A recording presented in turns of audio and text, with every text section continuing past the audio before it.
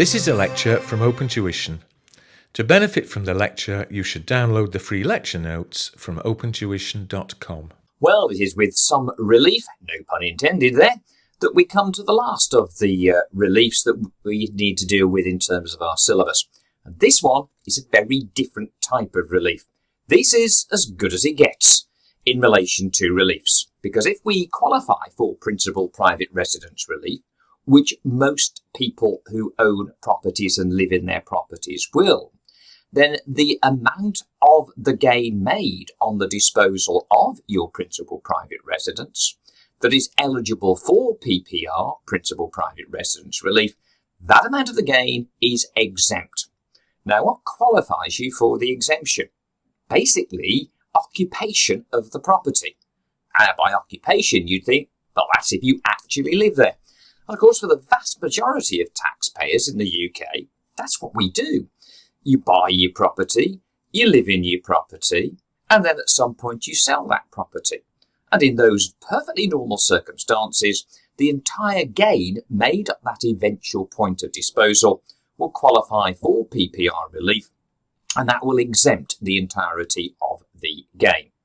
Now, of course, that's not going to happen in an exam question. That would be rather too easy. PPR relief, nothing chargeable. So what we're going to see is a situation where that for some part of the period of ownership of the property, there will be what we'll term periods of non-occupation for purposes of the PPR relief. Now, you would think, wouldn't you, that that's very obvious. If you live in it, it's actual occupation. If you do not live in it, you do not occupy, then non-occupation, that would therefore count as being chargeable. That would not benefit from the PPR relief. It's a simple occupation, non-occupation. But what we're going to discover, and what is the main issue really tested when dealing with PPR relief, is that you may have a period of non-occupation. You don't actually live there through this period, and yet, again, generous move now on the part of HMRC, and yet, for purposes of principal private residence relief, you will have a period of deemed occupation that may cover all of that period of non-occupation or some of that period of non-occupation. So basically what you have here is, from a technical perspective, mainly a learning exercise, what periods rank as deemed occupation, and then it's all about time apportionments and dates, and that's probably the most difficult thing you have to deal with. So what was the date when the taxpayer bought the property? What was the date subsequently when the taxpayer sold that property? So what is the total period of ownership? And then you go through the total period of ownership from when it was bought to when it was sold, differentiating between those periods that were either actual or deemed occupation, and then, as it must be to make the question more interesting, periods that classify as non-occupation for purposes of PPR relief. And that will mean, of course, that once you've gone through from when bought to when sold, lived in it, moved away, for what reason, came back, lived in it, moved away, for what reason, came back, lived in it, sold it. But as you go through that, you will run basically on a very simple working. Again, it's an objective testing question, a very simple working. It's only there for your benefit. You'll basically record from when bought to when sold for 2 columns what will be occupation, either actual or deemed, and then non-occupation. And obviously the period of non-occupation will not therefore rank for PPR relief and will generate a chargeable gain. That's the bit that we need to be aware of. So let's have a look at our notes now and put all of that theory into practice and look at the information provided. Where, as I said, the main issue is not immediately now, but over time with practice, you must learn what are meant by the periods of deemed occupation, for it is those that will be tested in any exam question on this subject area. So what have we got? In terms of our principal private residence, our PPR relief. The sale of an individual's only or main private residence, again, at any point in time, the taxpayer may only have one such PPR, plus taxpayers who are spouses or civil partners, between them, they can only have one PPR. So they only got one PPR, but the sale of an individual's own or main private residence is covered by our PPR relief.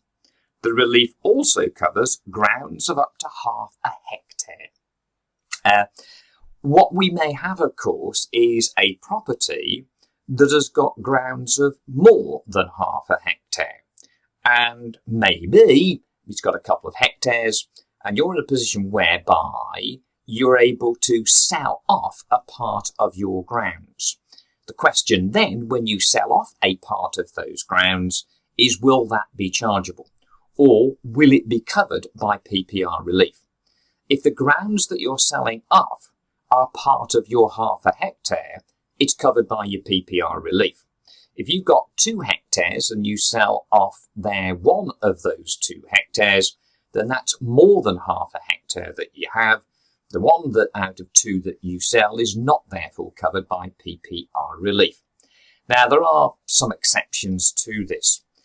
If the property in question is a very large property and the amount of grounds that it has there is viewed to be reasonable given the substantial size of the property, then that half a hectare may be increased. Like if the property itself was half a hectare, it's a stately home, then clearly that is going to have grounds much more than half a hectare that would be allowed to it.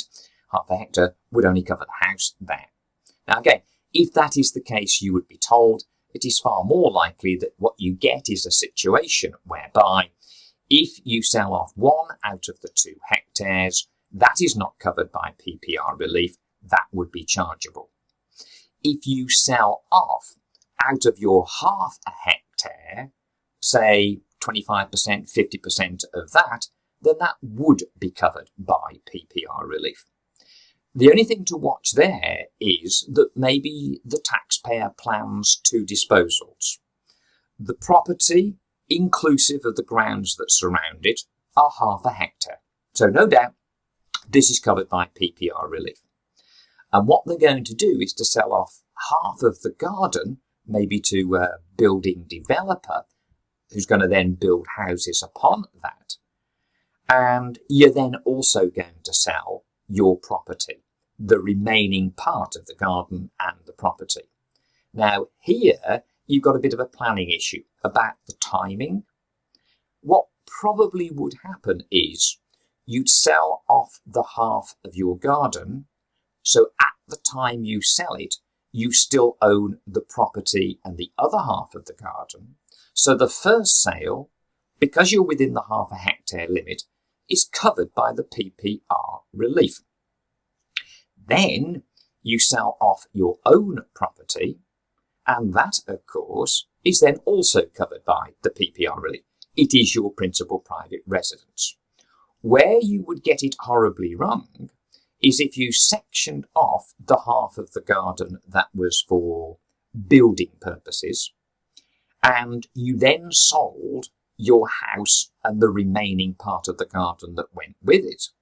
At the point you sell that house, then the property ceases to be your PPR. So if after that you then sold off the bit of the garden that you had kept as an investment to sell to some building developer there, then that sale is not now a part of your PPR. The property has ceased to be your PPR. So it would be important to get the timing of those 2 transactions in the correct order. Sell off the part of the garden first, then sell off your property with your house, with the remaining part of the garden, and in that way, both of those sales will be covered by PPR. Okay. The relief is available in full if the taxpayer occupied the property throughout the entire period of ownership, and that, of course, is the usual situation for the vast majority of taxpayers. You buy in it, you live in it, you sell it, PPR relief will then apply. Where occupation has been for only part of the period, a proportion of the gain is covered by the relief. Now that is an obvious time apportionment. Do your very simple gains calculation in relation to a property. Well, you sell off your property, proceeds less selling expenses less all allowable costs get your chargeable gain. And then you have to do that working that divides the total period of ownership into, obviously, to begin with on the bottom line, we have the total period of ownership, but then we divide it between what is occupation and what is non-occupation. When have you been absent for a period that is not to be deemed as occupation? So that period of occupation on the top line is both actual and, as we said in our introduction, deemed occupation. So what do we mean, therefore, by that deemed occupation? As it says now in note 5.2, there are, however, periods of absence, so you're not actually living in the property, which are still deemed occupation. They're deemed to be occupation. So what are they? First of all, the last 18 months of ownership. If the property was the individual's main residence at some point in time, so when you sell, it must previously at some point have been your main residence, your principal private residence here, then the last 18 months of ownership are automatically deemed as occupation. It doesn't matter whether you're living there or not. It doesn't matter where you are, what you're doing the last 18 months. What that would allow for is if you were looking to sell your property and buy another, but you were having difficulty selling your property for the right price, but you wanted to buy another property. You could, if you could get bridging finance to allow you to own both your original property and for a while own the new property and maybe have mortgages on both. So if you could afford this, get the bridging finance, then what you would be able to do is to buy your new property, move into the new property, and as long as then you sell the old property within 18 months, that last 18 months of ownership, even though you have not lived in it, will still be classified as deemed occupation. So it allows you effectively to move from what was your PPR to what is then a new PPR and still have 18 months to sell the old property and still get that period ranked as deemed occupation. The periods that we normally see, and the main reason why somebody would be leaving their property for an extended period of time, and they would still be keeping ownership of that property, though they leave for an extended period of time, is when they are usually required by reason of employment to go and work somewhere else for a period of time. Now, it then matters where that somewhere else is. Any such periods during which the individual is required by his employment to live abroad. So any period spent working overseas, there's no time limit on this. If you are required to work overseas, but you decide to keep your property in the UK, probably what you'll do, of course, is to let that property out. More of that later, but it doesn't impact here in relation to what is going to classify as deemed occupation. If you were required by reason of employment to work overseas, then all of that period, however many years it may be, will be classified as deemed occupation. Of course, you might not have to go quite so far away. Rather than going overseas, you might have to live elsewhere in the UK due to employment. And then there is a time limit. Any period up to 4 years during which the individual is required to live elsewhere in the UK. So whereas overseas, it's an infinite period of time, no time limit, elsewhere in the UK, then we'd be talking about a maximum 4 years. Go above that 4 years, somebody lives in London, they go to work in Manchester, they leave the property, they go and work in Manchester for 5 years. 4 of those 5 years would be classed as deemed occupation. The 5th year, go above 4, that's going to be chargeable. If you went from London to work in Paris, in France, for 5 years, then that would all be classified as deemed occupation. Just one other issue on the period for 4 years. It says there, to live elsewhere in the UK due to employment, and 99% of questions, the reason why you are away from the property is by reason of employment there. What it also counts is periods of self-employment up to 4 years here as well. So you've got both employment and self-employment.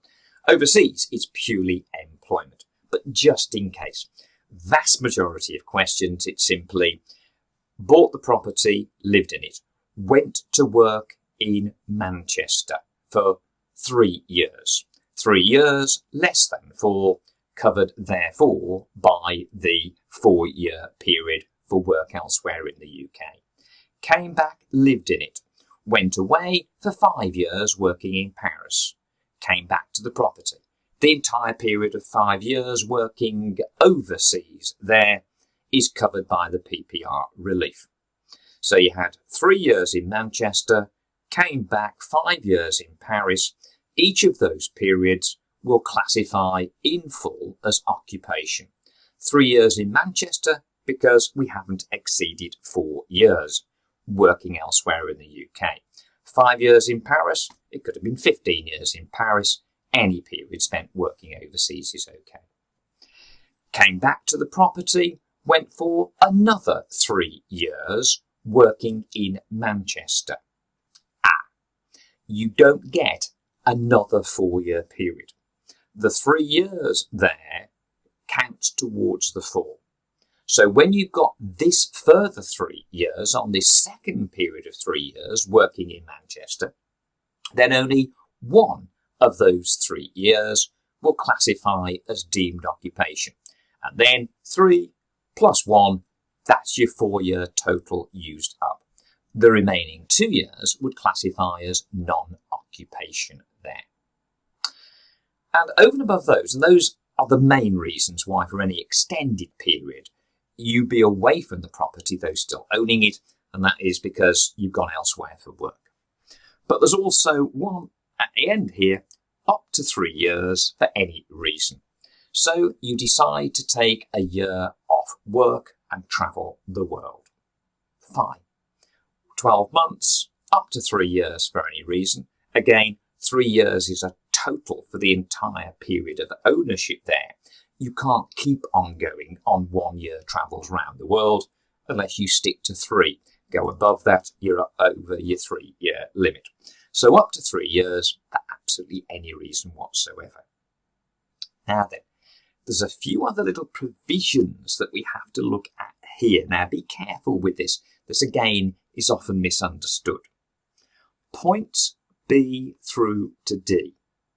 So other than the last 18 months. So working elsewhere in the UK, working overseas, 3 years for any reason. Must be preceded and followed by periods of actual occupation. Now, it doesn't have to be immediately preceded by a period of actual occupation, but from some point, having bought that property, you must have lived in it before you went away for one of these reasons. You couldn't simply buy it, not live in it, and go and work elsewhere in the UK without having firstly lived in that property. To be able to get any of points B, C or D, these periods for employment overseas, or usually employment but possibly self-employment elsewhere in the UK, or the 3 years away for any reason, you must have actually lived in the property prior, not necessarily immediately, but at some point prior to going away from the property. It also said there that must be preceded and followed by periods of actual occupation. But this is where there's a little bit of an exception to that. But for point B to C, here we're talking about, and we are only talking about, employment overseas or employment elsewhere in the UK. If by reason of employment overseas or by reason of employment elsewhere in the UK, you are unable to return to the property because of that employment prior to the sale of the property, then you are not required to return and to live in the property prior to disposal. So, for example, I went off to work in Australia, and I've been in Australia not just for 3, 4, 5, I've been there for 10 years. Now, it wouldn't matter any period of time because I'm working in employment overseas there. I'm in Australia for 10 years, and I've kept my property through that period, and I've probably been letting it out. More, as I say, of that a little later. But now the tenants have moved out, and you know what? I've decided I'm probably going to stay a lot longer here in Australia, so I'll sell my UK property. You are not required for this purpose, therefore, to leave Australia, go back, and for some period live in that property prior to selling it in order to get your 10-year work period in Australia covered as deemed occupation. You are in that employment, therefore they're not going to drag you away from that to come and actually live in the property for some period of occupation post the period of working overseas. You therefore would be able to instruct an agent from Australia, sell the property, and you'd still get your any period for working overseas. You wouldn't actually have to go back. If, of course, and this would be a little bit tricky, or catch a few students anyway, if you'd gone to live and work in Australia for 10 years, but then say you'd retired, and at some point during then your subsequent retirement, you decide, you know what, I'll do the Australian accent, you know what, I'll sell the property. Now then, are you now, remember, you are in retirement, are you now prevented from returning to the UK by reason of employment? No, you're not. You are retired. So in that situation, you're not in employment, you don't have that exception to that rule. You would have to go back, live in the property. There's no set period of time there, by the way, for which you have to live in the property prior to sale, but you must resume occupation and then sell the property. Okay, so we've got those exceptions therefore, but for points B to C, the employment in the UK or employment overseas, if the individual could not reoccupy due to the terms of employment requiring them to work elsewhere, by concession, the condition of actual occupation following the period of absence is not applied. So you don't have to come back and live in it if prevented from doing so by reason of employment. Okay. You then have an example, and you've got to calculate the chargeable gain arising. So what have we got here? David bought a house on the 1st of April 96 for £10,000. There's your cost. Obviously what we're told at the very end of this is that you sell it. David did not return to the house, and the house was sold on the 30th of June 20 for £150,000. So what do we now know without the bit in between? We bought for 10,000, we sold for 150,000. So clearly there's a chargeable gain, proceeds less cost of £140,000. The question is whether PPR relief will then cover the entire period of ownership. So what is the entire period of ownership? 1st of April 96 to the 30th of June 20. Well, there you go. There is your first problem. It's time apportionment. Getting your fingers out and counting through. The apportionments that we do, as usual in tax, to the nearest month. We just do it to the nearest month there. So you would be able to work out from 1st of April 96 through to the 30th of June 2020, how many months is that? Okay. You could come across that total in a different way by working through the various periods from when you bought to when you're sold, which is this information here. So you know that from 1st of April 96, he lived in it until the 30th of June 96. So not very long. April, May, June, some 3 months, but there's a period of actual occupation. Now, what you would need is, this is an objective testing question for a couple of marks, just a rough working where you are going to record in one column the number of months of either actual or deemed occupation. So there in your occupation column, 1st of April to 30th of June 96, 3 months is actual occupation. He then worked abroad for 2 years and then moved back into the house on his return on the 1st of July 98. So what you've got is the period of non-occupation, but what is the reason? Working abroad. And whether it's 2 years or 20 years doesn't matter, because any period of time spent working overseas is classed as deemed occupation. So that 24 months for those 2 years is going to be classed again as occupation. Whether it's actual, whether it's deemed, it doesn't matter. It is occupation there. Given that there are no marks, no reward for workings in terms of an objective testing question, you don't have to explain each of these. If, and it's unlikely that it would, but if it came up in section C, then you show all workings. And that means you would be explaining that that 2 years spent working overseas is, again, all of it is classified as occupation. Why? Because any period spent working overseas is classed as occupation. But for us, it's just another 2 years of occupation. Then lived in the house until the 31st of December 04. That is actual occupation. Then what happened? Because at the moment, everything's fine. It's either actual or deemed occupation. Before leaving to live and work elsewhere in the UK, David did not return to the house, and the house was sold on the 30th of June 2020. So there you've got a very extended period through from the 31st of December 04, so from the 1st of January 05, until the 30th of June 2020. Now, it was working elsewhere in the UK. David did not return to the house, and the house was sold. Unless we're told that he has stopped that work, it is a reasonable assumption. They may categorically tell you that at the 30th of June 20, David was still in employment elsewhere in the UK.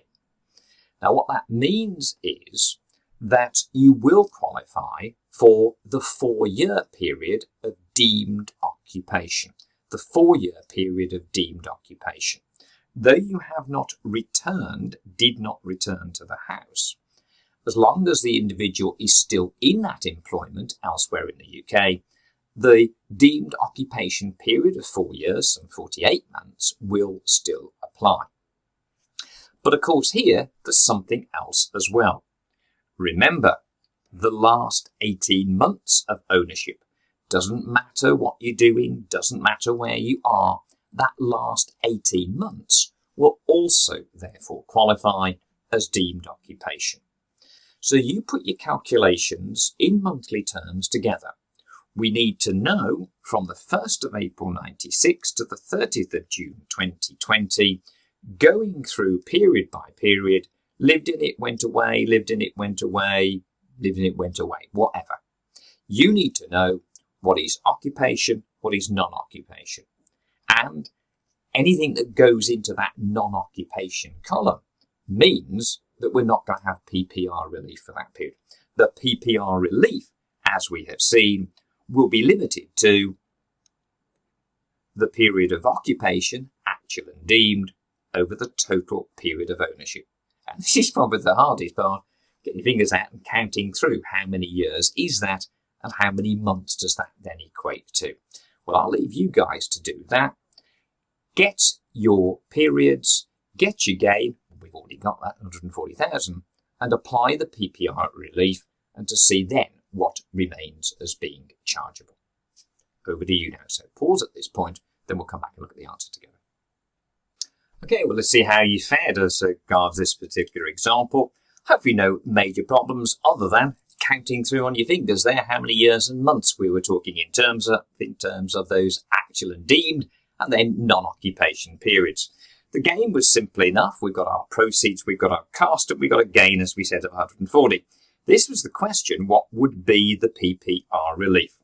So we're going to have at least 2 columns. You can have a total column as well, but again, given that we're talking objective testing here, there's no marks for any of this. This is going to be a very rough working that you are showing. What you've got to be careful of is these dates down here, making sure you do not make a mistake. What I would certainly recommend that you do is to also do a check on your total period of ownership. It's at this point that I hope I've got it right as well. Looking at how long is it from the 1st of April 96 through to the 30th of June 20. Then go through period by period, determining whether it is, as to begin with, you had 3 months there of actual occupation. You were then working overseas for 2 years. So that again could have been any period, but 2 years, yes, all of that will classify as deemed occupation. We then had actual occupation again, hopefully on that a period of some 78 months. And then this much longer period from 1st of January 05, where the actual period of ownership had ended, through to the date of disposal. And in between times, we've been working elsewhere in the UK. So for 4 years out of that period, we get 48 months worth of deemed occupation. We then, of course, got the last 18 months. Again, doesn't matter where you are or what you're doing, you've got those last 18 months. So in which case, that's another 18 on top of 48, which hopefully comes to some 66 months. So of the total period spent working elsewhere in the UK up to the date of disposal of the property, 66 of those months will qualify either as deemed occupation for the 4 years due to work elsewhere in the UK, or of course the last 18 months there. Again, check through to make sure that 120 plus 66, so 186 is that period. And also then check through, you had done a count from 1st of April to 30th of June. Does that come to the combination of those two, which of course here, 291, of which 171 are periods of either actual or deemed occupation. That's what gets the PPR relief. That's your PPR relief. If, of course, all they're asking you to do, and remember, there's no marks in terms of the workings here, is to get that chargeable gain, then the chargeable gain is the other bit, i.e. 120 months of non-occupation over the total 291 times that self-same gain, and that should come directly to 57,732. So if it's an objective testing question, being careful, do not have it whereby the working that you do for your own purposes that you can't understand. You must understand, you must have got that right. Here, you've got so many time apportionments to do. Be careful. It's no good trying to rush it and then spend, let's say, well, that's 2 marks, of course, there. But let's say you spend 3 minutes and get it wrong. You've wasted 3 minutes, or 2 minutes and get it wrong. You've wasted 2 minutes. Better, therefore, to spend 3.5 or 4 minutes and actually get the darn thing right. So, again, on something like this, there's very little technical knowledge. It was simply, do you know your deemed periods of occupation? Which is not a long list to remember and to be able to apply. Your main danger here is you get your dates wrong, you get your number of months wrong. So make sure you get that right. Okay, there we go. Typical example of a problem dealing with PPR relief, where it's only available because for only some of the months of ownership have you had occupation, be it deemed or actual. Now, you could have had occupation throughout the period of ownership and yet still end up with some part of the gain not being eligible for PPR relief. So why could that be? And that's the next bit that we see here, business use. Principal private residence. We're not supposed to be using it for business in relation to that relief. It's private, not business relief. So where part of a residence is used exclusively for business purposes throughout the period of ownership, you would be told in an exam question if that is happening, the gain in relation to that part is not covered by the relief. So in which case here, if you had a situation where from when you bought it to when you sold it, you had, you had used, say, 10% of that property for business purposes, it is a figure that would be given to you there. Or you used 1 room out of 6 rooms, whatever. But there'll be some numbers that will allow you to establish what is the business use. If 10% of the property used throughout the period of ownership for business purposes, then only 90% PPR relief would apply. So the PPR relief would be restricted to 90% of the gain. One little point here, we know about the last 18 months rule.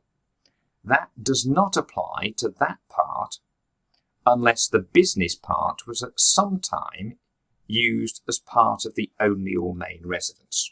So in my example, bought it, sold it some years later, throughout that period of ownership, however many months that may be, you had always used 10% of the property for business purposes, in which case you do not therefore benefit from the last 18 months rule in relation to the property or the business part. You don't get that. So here it would be 90% of the gain PPR relief, 10% chargeable.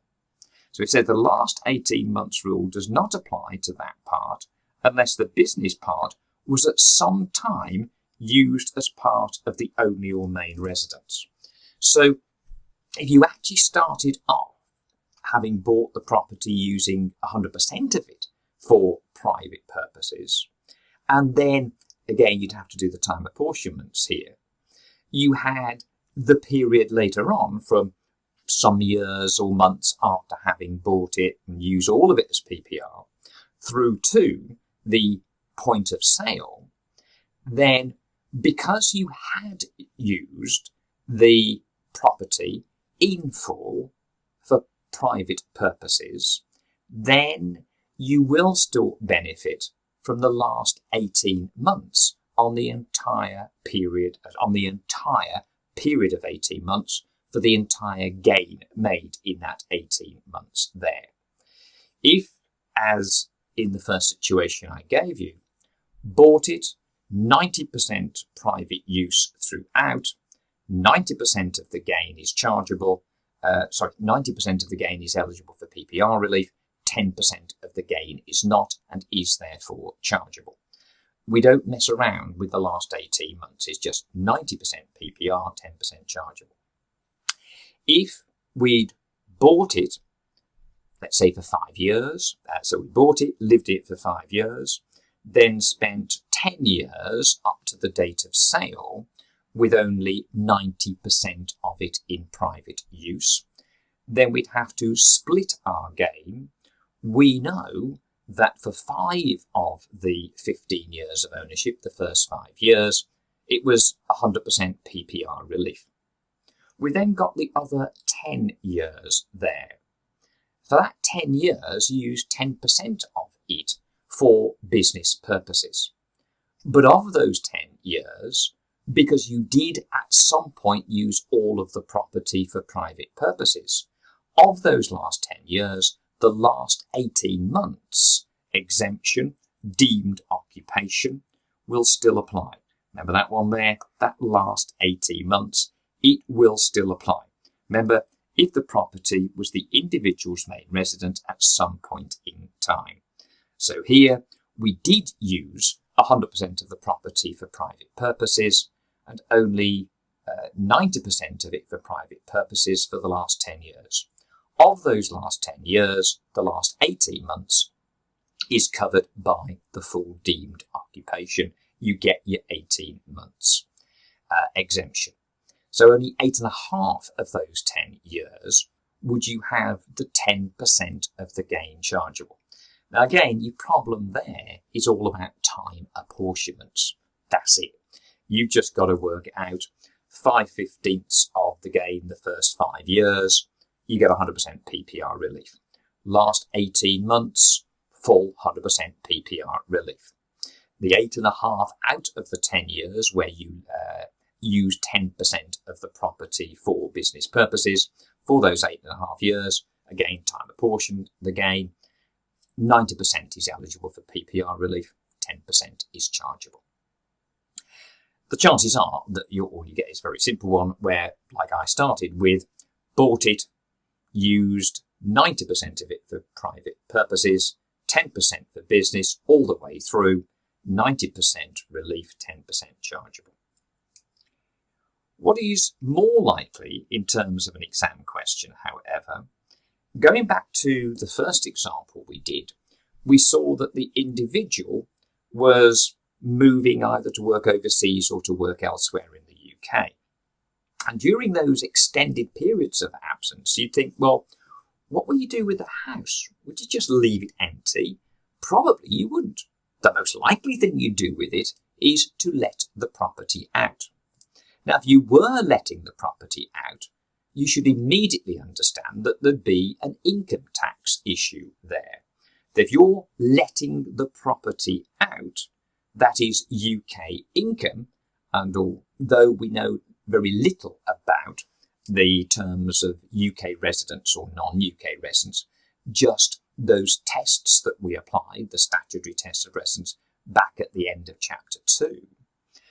But what we would understand is that UK income, for anybody, wherever the resident, is always going to be chargeable.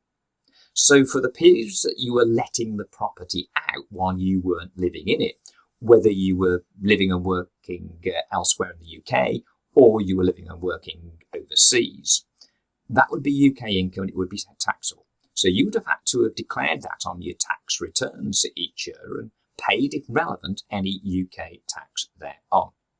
So that would be known to HMRC already.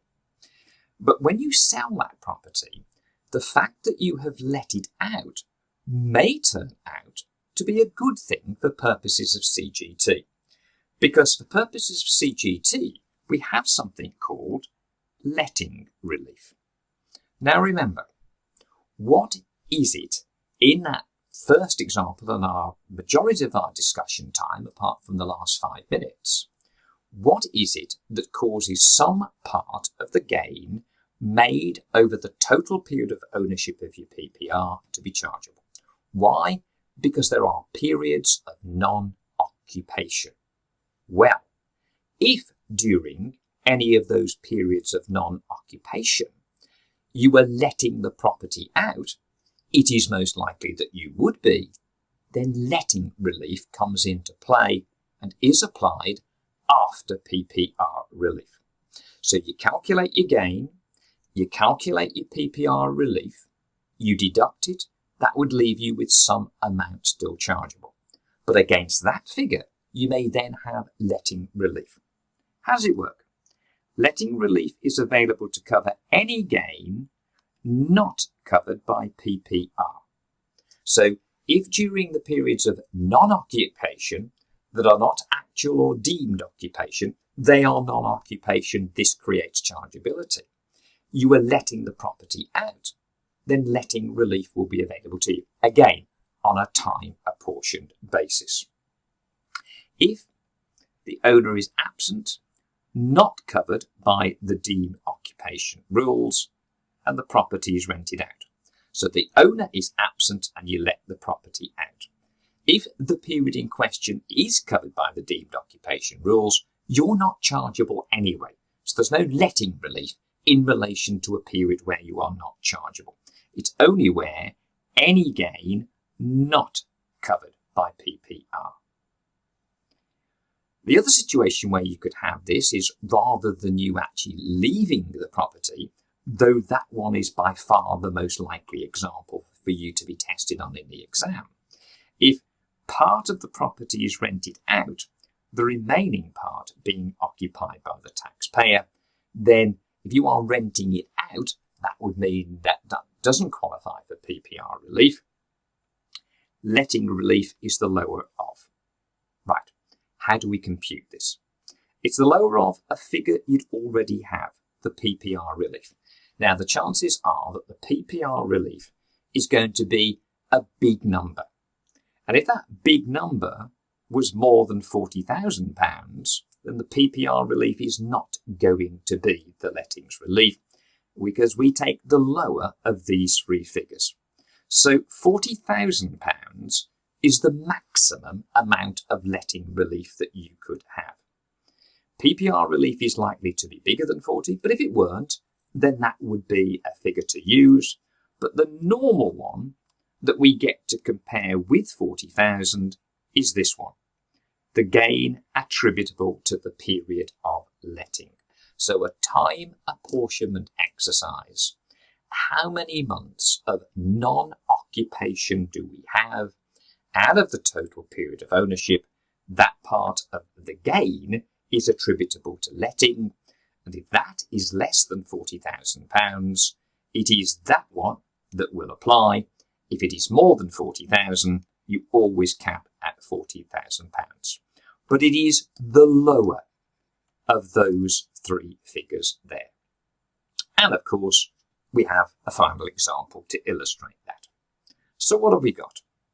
Calculate the chargeable gain arising. Ken sold the house on the 30th of June 19 for $250,000. Ken bought the house on the 1st of April 86 for £30,000. So again, a simple enough gains calculation. You've got your proceeds, you've got your cost, you get your gain. We could also at this point work out what the total period of ownership was from 1st of April 86 through to the 30th of June 19 and measure that in terms of months. But then, of course, we go through these various periods. Bought it, lived in it, so you've got actual occupation. How many months is that? Put it into your occupation column. 1st of April 88 through to the 30th of September 93, so a very long time indeed, travels the world and lets the house. No reference there of working overseas. We're just travelling the world. And then, critically, we've come back and lived in the property. So we have got that period that is not working elsewhere in the UK, not working overseas, that is both preceded and followed at some point by a period of actual occupation. And what that means, therefore, is that the 3 years, for any reason, 36 months of whatever that period may be travelling the world, will still be classified as deemed occupation. Only the excess will rank as non-occupation.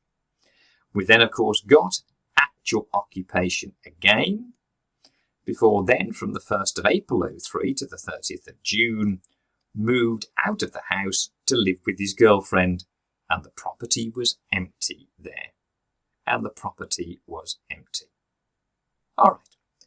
So what we have is a period here where the property was let out. So job 1, calculate the gain. 250,000 minus 30,000, 220. Job 2, your normal working. Occupation, actual and deemed, and anything else is non-occupation. Making sure that those two totals come out to that total period of ownership from 1st of April 86 through to the 30th of June 19.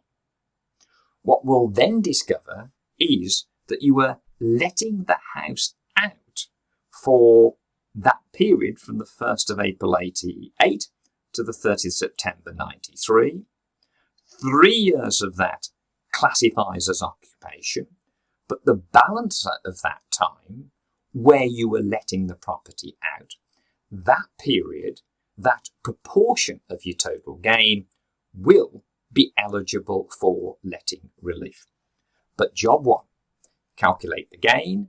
Job 2, occupation, non-occupation, calculate your PPR relief and deduct what then remains. And we can then apply letting relief, the lower of. The PPR relief, it is a figure that's likely to be a bigger figure than £40,000. £40,000, or the proportion of the gain attributable to the period of letting. Okay, over to you. Have a go at that, and I'll run you through that when you've had your attempt at it. So come back to me when you've completed the exercise, please. Okay, let's see how we fared here. Again, the gain was simple enough to compute, just proceeds less cost. The question then was how much of that gain would be eligible for PPR relief. Clearly from first reading, not all of it is eligible for PPR relief, so it would still leave some amount of gain chargeable.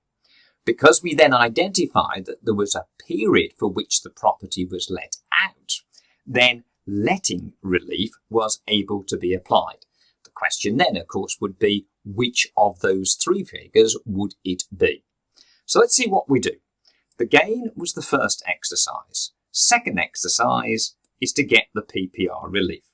So what's our occupation, both actual and deemed, and what therefore classifies as non-occupation, a period of absence?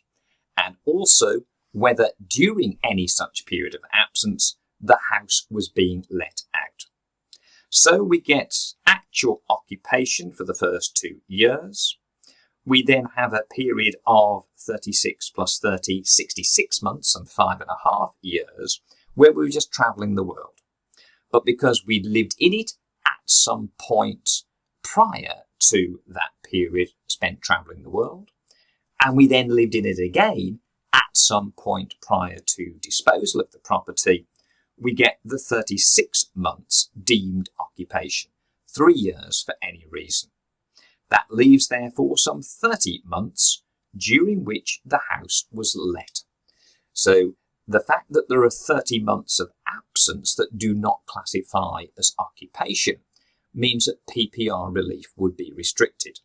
But for those 30 months the house was let, that in turn will give rise to some lettings relief being available.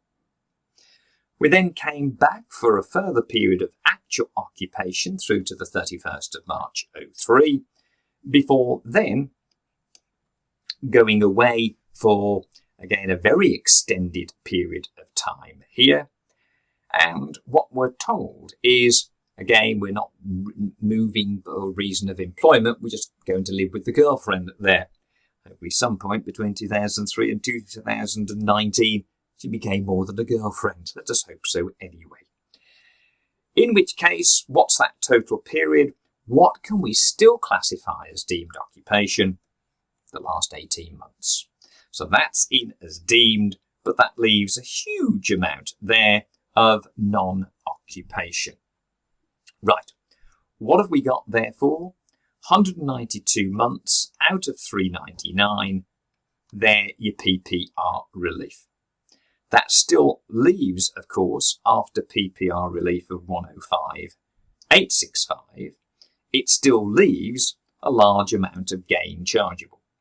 So now, the third part, what about lettings relief? It is the lower of the amount of PPR relief. Let me see there. That means that we had PPR relief 105,865, and that, of course, as we know, 105,865 there.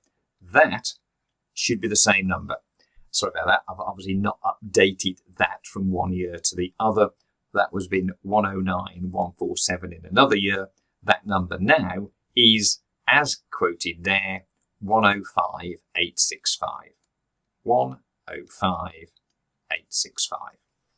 Again, being part of an objective testing question, though I apologise for not having updated that old number to the new number, it would matter, because whether it's 109,000 or 105,000 there, that's more than 40,000. That figure is never going to be your lettings relief. So it's now down to, remember, it is the lower of the PPR relief, £40,000, or the proportion of the gain attributable to the period of letting. Now, we're only including here those number of months that classify as non-occupation. We know that through these other 36 months, it was also being let out. That is irrelevant because that 36 months was classified as occupation. There's no chargeability for that period. So the proportion of the gain attributable to the period of letting, 30 months out of your total 399, times your gain of 220, and all being well, do check the numbers on this, please. Also, I don't have anybody else to check them other than me to make sure that that is the figure. That figure, of course, being the lower of the three numbers, becomes your lettings relief, which is then deducted in deriving your bottom line chargeable gain. Okay, at long last, therefore, we're now complete in relation to all of the reliefs.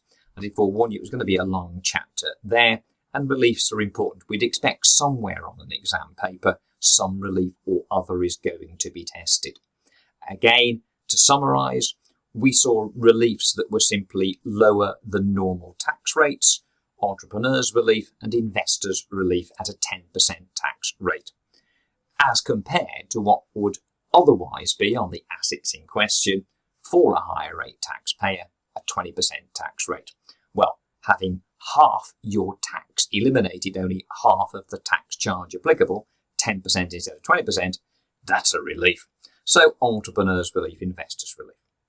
We then had our classic deferral reliefs, rollover relief, only available for qualifying business assets, and gift relief, again only available for what it defines as qualifying business assets there. They were deferrals. And finally, we've got the best that reliefs can ever be, which is now, unlike all the others, nothing to do with qualifying business assets. This is your principal private residence relief.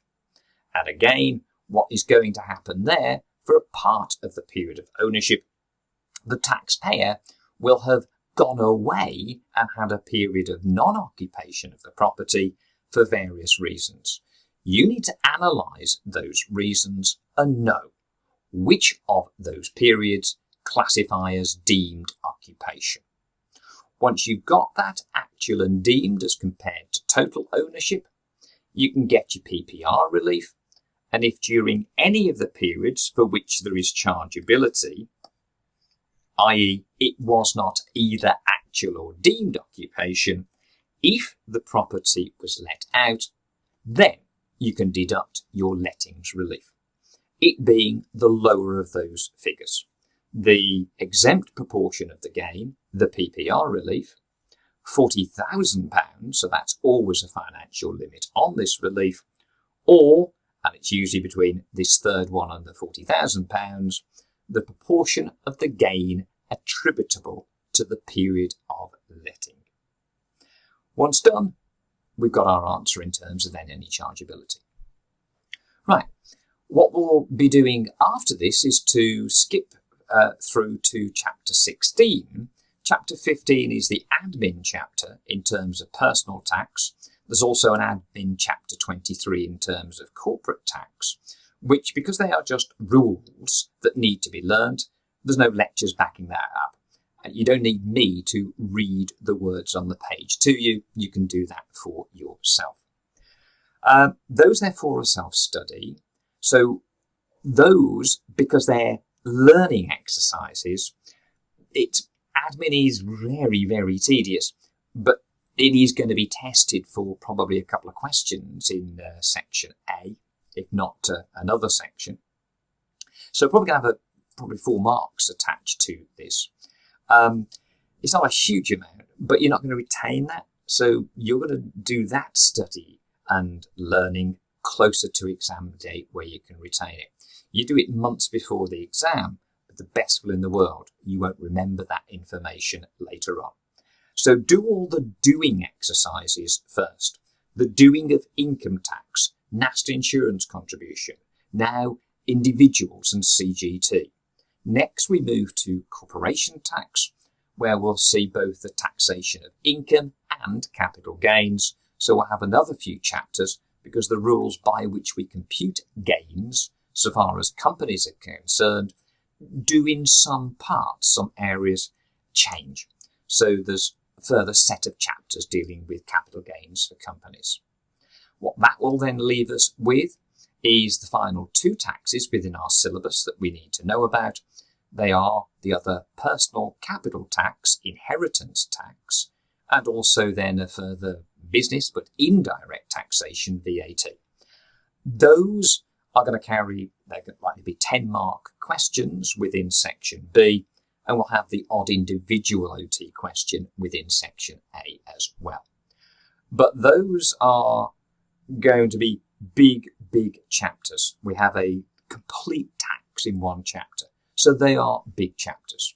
You will do all of the corporate tax, including the capital gains components, all of your inheritance tax and your VAT. You will practice those areas. You will be competent in those areas. And then again, maybe in the 2 weeks prior to the exam, you start then to have a look at those admin chapters, because that is something that has to be, it's only going to be short-term memory. You just need to know it during those few hours of the examination and regurgitate it at that point. No point learning that too soon. So leave that to the end of your studies is my recommendation anyway. But next time I see you, it will be to talk about corporation tax, the probably next biggest tax in terms of exam significance to that of income tax there. I look forward to seeing you on that.